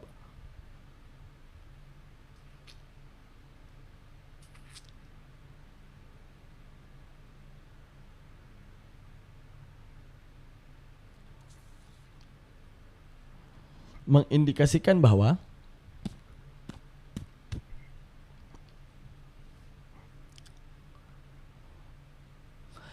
ada yang mengawali sebelumnya. Mantap Kak Firly, luar biasa. Tetap kayak gitu. Misalnya gini, ketika saya sebut putih, maka tidak boleh dia itu hitam. Ketika saya sebut ini keras, maka tak boleh itu lembek. Maka ketika saya sebut dia itu paling awal, maka tidak boleh ada kata-kata apapun yang membuat dia tidak maha awal. Sama seperti yang tadi. Ketika saya sebut bumi, maka tidak boleh ada penjelasan apapun bahwa dia adalah langit. Ketika saya sebut kiri, maka tidak boleh ada penjelasan apapun yang menyebut bahwa dia adalah kanan. Begitu juga ketika otak manusia memahami bahwa Tuhan itu sang maha awal, maka narasi apapun akan ditolakkan. Kalau itu menjerumus kepada Tuhan itu punya awal. Itu kalau kita mau logik. Misalnya, Yesus dilahirkan. Kata-kata dilahirkan, jazakallah Kak Firly. Kata-kata dilahirkan membatalkan arti. Misalnya nih, saya di depan kalian nih membangkitkan orang mati. Wah. Saya di depan kalian belah lautan. Wah. Saya di depan kalian ini bisa ciptain manusia. Wah. Tapi kalian lihat saya dilahirkan. Maka kata-kata kelahiran membatalkan arti awal. Itu konsekuensi logik. Makanya di dalam otak manusia ada yang namanya kontradiksi. Ingat, dalam otak manusia itu ada yang namanya mutabik ataupun prodiksi dan kontradiksi. Ingat, ada dua di otak manusia. Ada yang namanya kontradiksi, ada yang namanya prodiksi. Prodiksi adalah sesuatu yang saling berkesesuaian. Contoh, Tuhan maha awal. Oke, saya bilang Tuhan maha awal. Diksi pertama. Kayaknya harus pakai papan tulis ya kalau jelasin mantik ya. Bentar, saya keluarin papan tulis dulu. Sabar ya. Sabar, biar enak kita bermain logikanya. Kukira kontradiksi. Enggak, di otak manusia ada juga yang namanya kontradiksi. Ada prodiksi dan kontradiksi. Prodiksi adalah narasi yang saling berkesesuaian. Nih.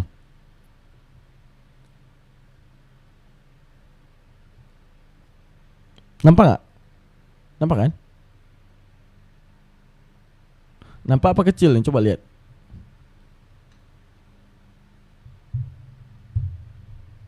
Tunggu. Nggak, ini kok kayak gini nih. Kemarin udah saya setting ini doang. Ntar ya, saya kecilin dulu ya. Sabar, kita setting dulu. Sabar, biar kita bisa gambarkan papan tulisnya. Sabar.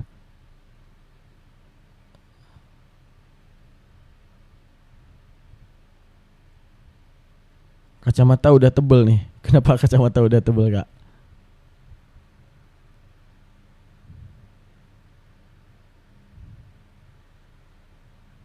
Oke. Siap-siap kita berpikir logik. Bagi yang mau berpikir.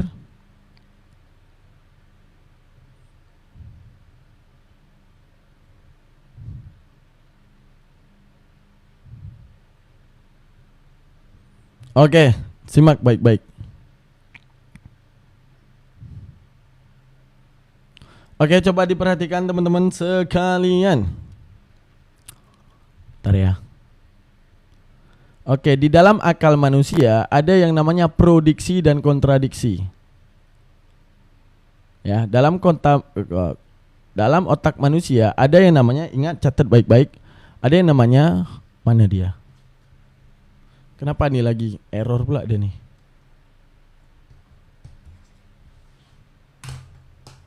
Apa ini?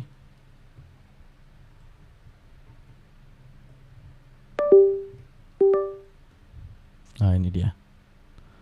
Oke, sorry. Sorry, tadi ada kesalahan teknik, error. Oke.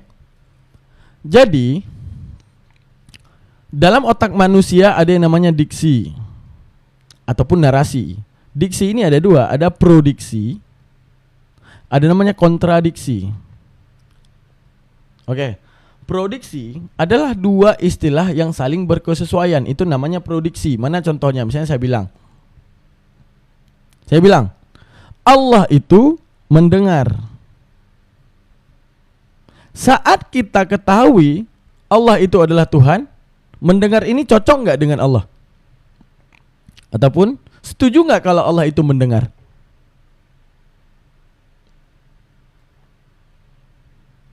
Cocok. Nah, ini namanya prodiksi. Prodiksi terhadap satu objek yang dimasukkan dalam diksi. Nih. Objeknya adalah ini. Kita bilang mendengar, cocok nggak? Cocok. Saya bilang lagi, tidak tuli. Prodiksi apa kontradiksi? Prodiksi apa kontradiksi?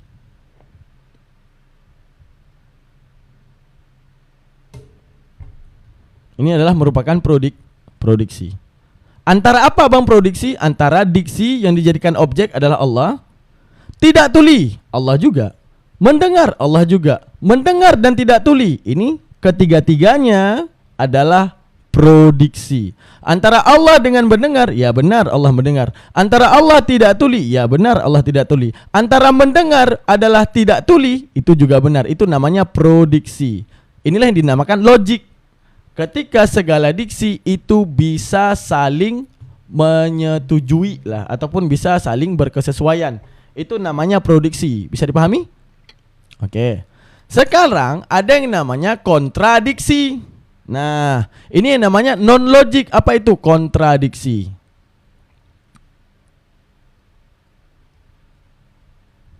Oke, kita bangun satu diksi tentang Allah. Apa itu Tuhan? Oke, kita bangun. Apa itu Tuhan? Oke, coba jawab di kolom komentar. Apa itu Tuhan?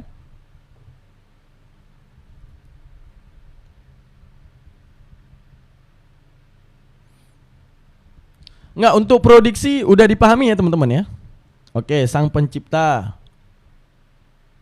Udah jam berapa sih? Oh, masih setengah ini. Diksi, Tuhan. Apa Tuhan? Pencipta. Oke. Oke, dari pencipta ini yang sudah menjadi diksi, apalagi yang menyesuaikan diksi pencipta. Nggak usah dulu di pencipta. Apa? Berarti tidak mungkin dicipta Tuhan. Oke. Pencipta. Cocok nggak dengan Tuhan? Cocok. Yang menyesuaikan diksi pencipta apa? Tidak mungkin diciptakan.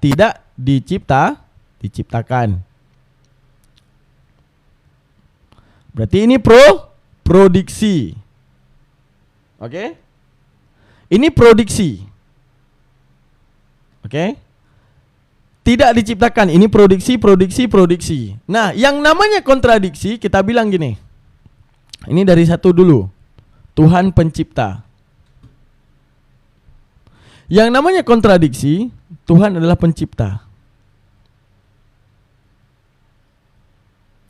Saat kita temui, ternyata ada Tuhan yang manusia, yang hakikat daripada manusia, lahir daripada rahim ibunya, berarti diciptakan.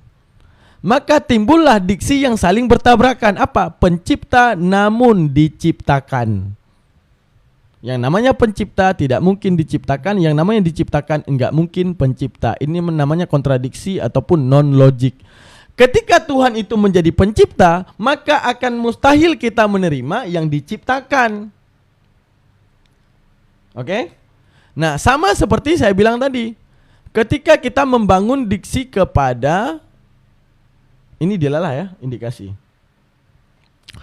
Ketika kita membangun diksi tentang Tuhan, kita katakan maha awal. Maha awal, tidak ada yang dapat mengawali. Maha awal, kita bilang tidak mungkin diawali. Ini prodiksi. Kontradiksinya apa? Dilahirkan. Dilahirkan ini, apa esensi daripada dilahirkan? Adanya yang mengawali. Adanya awal. Dilahirkan kan menunjukkan adanya awal. Maka Tuhan Maha Awal tidak boleh ada awal. Lalu kalau ada yang mengatakan Tuhan itu punya awal, maka akan membatalkan Maha Awal. Saat kita mengatakan Maha Awal, membatalkan kata ada yang mengawali. Saat kita bilang ada yang mengawali, maka membatalkan kata Maha Awal. Saat kita mengatakan Maha Awal, membatalkan kata diawali. Maka ini namanya kontradiksi. Jadi teman-teman, ketika otak kalian secara otomatis Tuhan itu sang paling utama, apakah kalian akan menerima Tuhan yang punya kata pertama? Coba jawab. Ketika di otak kalian sudah punya afirmasi bahwa Tuhan itu tidak boleh ada awalnya. Oke? Kalau kalian sudah ada di dalam afirmasi otak kalian bahwa Tuhan tidak boleh ada awalnya. Ketika saya bilang, nak, sembahlah Tuhan, dia datang dari surga, dia mengambil wujud daging, dia dilahirkan dari seorang perawan suci. Ada kata-kata dilahirkan. Kata-kata dilahirkan ini membatalkan kata Maha Awal atau justru menyetujui kata-kata Maha Awal? Gimana kira-kira? Coba jawab.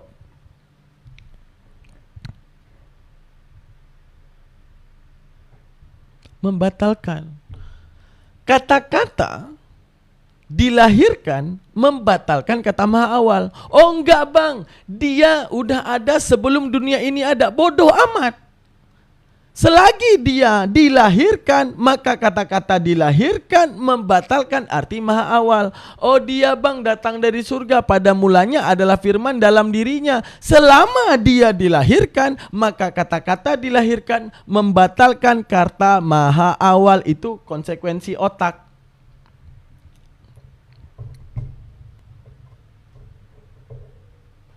Bisa dipahami? Sama seperti kayak kita bilang. Sama kayak kita bilang gini, ini warna apa? Ini warna apa? Ini ada apa? Putih. Ini putih. Oke. Saya bilang, ini hitam. Saya bilang, ini hitam. Saya bilang. Iya bang, ini sebenarnya saya bilang kepada kalian, ini sebenarnya adalah hitam teman-teman. Ya, ini dari surga hitam namanya. Selama ini adalah putih, apapun perkataan saya tentang itu adalah hitam ditolakkan. Sama ketika dikatakan Tuhan Maha Pencipta. Selama ada perkataan bahwa dia diciptakan tetap ditolakkan. Itu kalau kita mau berpikir logik. Sama seperti Tuhan Maha Awal. Maka kalau ada penjelasan bahwa Tuhan itu dilahirkan namun dia dari surga, namun dia seperti ini, namun dia seperti itu, dia bahkan kayak gini, dia bahkan kayak gitu, dia dulunya telah ada sebelum semua ini ada, dia berada dalam dirinya. Selama ada kata dilahirkan berarti, jawab. Selama ada kata dilahirkan berarti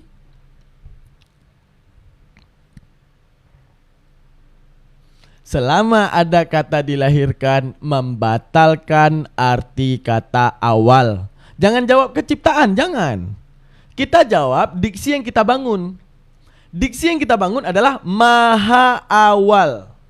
Oke? Maha awal. Berarti tidak boleh ada yang mengawali. Kita bilang Tuhan itu dilahirkan namun dia dulunya telah ada sebelum semuanya ada. Kemudian dia mengambil rupa manusia dan menjadi makhluk dan dilahirkan melalui seseorang ibu perawan suci. Ada kata dilahirkan, berarti kata dilahirkan membatalkan arti kata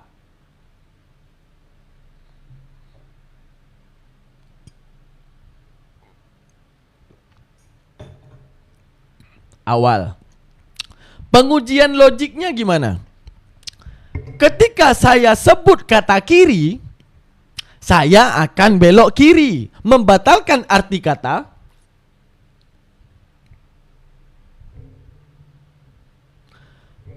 ketika saya sebutkan arti kata kiri, membatalkan arti kata kanan, atas, mundur. Oke. Ketika saya sebut kata-kata pencipta, membatalkan arti kata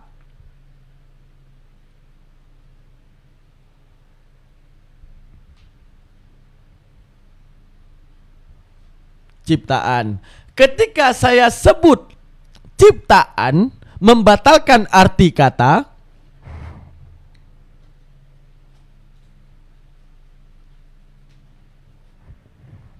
pencipta.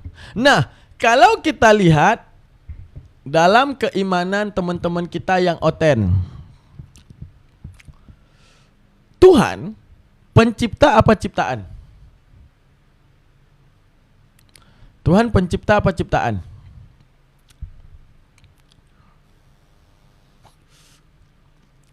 Bunda Maria pencipta apa ciptaan? Ini sesuai keimanan oten ya, jawabnya sesuai keimanan oten ya, bukan keimanan kita, sesuai keimanan mereka. Bunda Maria ciptaan apa pencipta? Ciptaan. Yesus menurut mereka pencipta apa ciptaan? Bagi mereka.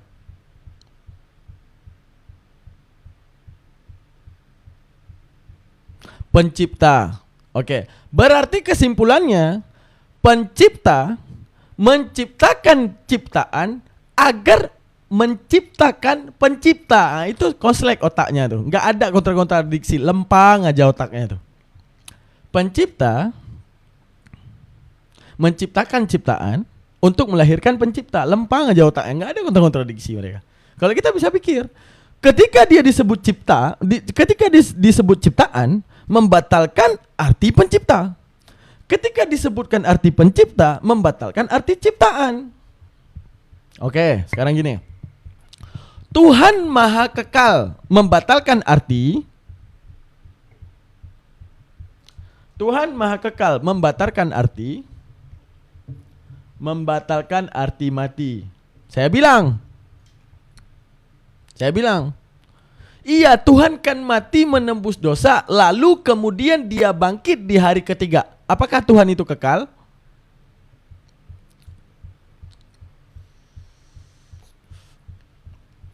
Tidak. Kenapa tidak?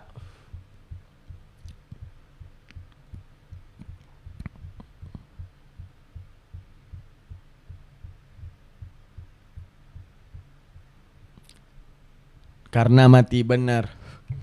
Begitu ada kata mati, membatalkan arti kekal. Ya, bodoh amat bangkit hari ketiga, bangkit hari ketujuh, bangkit hari ke-8, mau dia kemana, mau dia kemanapun, mau dia terserah dimanapun. Selama ada kata mati itu membatalkan arti kata kekal. Kata kekal membatalkan arti kata mati. Itulah kontradiksi, bukan produksi. Kecuali kita bilang, Tuhan itu kekal, tidak mati. Ini produksi. Produksi. Tuhan itu apa? Kekal. Tuhan itu apa? Tidak mati. Produksi. Tuhan itu apa? Tidak mati. Tuhan itu apa? Kekal. Kekal dan tidak mati inilah produksi. Oke? Tapi kalau kita bilang Tuhan itu kekal, tapi mati, ini namanya kontradiksi. Ini non logik namanya dalam otak manusia. Al-Quran kekal juga, berarti Al-Quran itu Tuhan juga. Al-Quran merupakan sifatillah, sifatnya Allah. Kayak omongannya saya. Omongan adalah esensi daripada saya. Emang kalian bisa ngelihat? Ini saya ngomong, aku ini Daman. Kalian bisa lihat nggak? Aku ini Daman, bisa nggak? Enggak. Sifat itu kekal ketika zat itu kekal. Sifat itu bukan zat, tapi sifat itu berada dan melekat pada zat selama ada zat. Misalnya gini. Nih saya bilang, ini warna apa? Biru. Kapan biru ini boleh ada pada benda ini? Selama benda ini ada. Kalau benda ini tidak ada, maka birunya ikut hilang nggak? Ikut hilang. Benda ini apa? Keras. Benda ini keras. Kapan keras benda ini ada? Selama benda ini ada. Kalau benda ini tidak ada lagi, maka kerasnya juga hilang pada benda ini. Jadi sifat itu melekat pada zat. Kalau zatnya ada, maka sifatnya juga ikut ada. Misalnya gini, manis pada satu gula. Misalnya anggaplah ini gula lah. Misalnya gini, ini saya pegang gula ececeknya nih. Ini gula. Dan dia manis sifatnya. Apakah manis bisa dilihat? Tidak. Manis tidak bisa dilihat. Tapi merupakan sifat daripada gula. Kapan manis ini bisa ada pada gula? Selama gula ini ada. Kalau gula ini tidak ada, berarti manisnya juga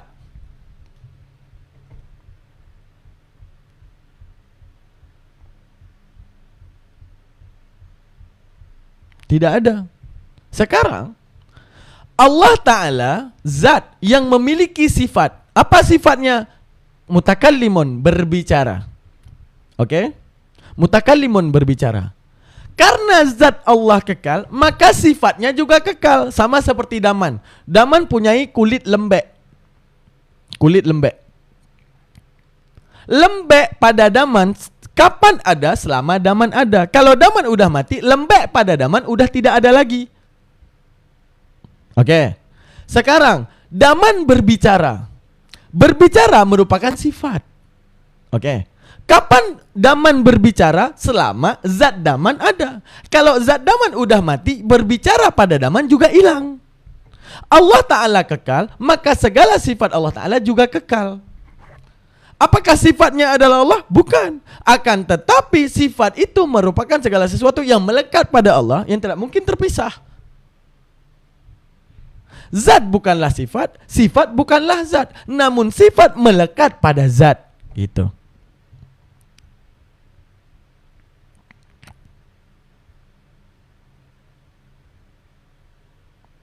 Lihat nih, ada aja otak-otak, lihat nih. Kan aneh dia ngomong, lihat tuh. Kalau begitu, kalau Al-Quran kekal, kenapa dimakan kambing ayatnya? Kan aneh ya. Apa hubungannya? Apa hubungannya? Aku mau bilang, ini siapa ini? Kok tiba-tiba? Oke. Karena zat Allah itu kekal, maka sifatnya juga kekal. Sama seperti misalnya Kak Firly. Ya, Kak Firly, siapa namanya tadi? Misalnya kakak nih, Kakak Firly. Kapan? Apa ya? Kapan kakak bisa berbicara? Ya selama kakak ada. Kalau kakak enggak ada lagi, berbicara masih ada? Enggak. Berbicara pada kakak itu udah enggak ada lagi. Berarti apakah berbicara adalah Daman? Bukan. Namun apakah berbicara itu ada pada Daman? Iya. Oke? Jadi berbicara itu ada pada daman selama daman ada. Ini siapa nih spam nih? Coba di blok aja nih spam nih. Bisa nggak di blok? Siapa nih?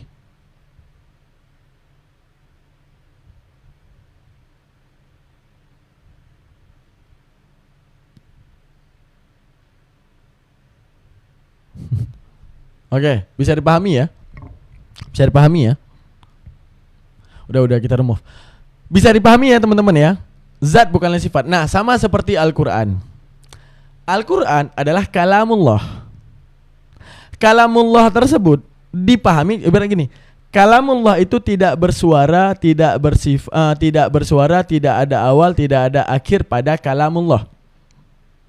Allah pemahaman, ingat, bukan kalamullahnya yang diberikan.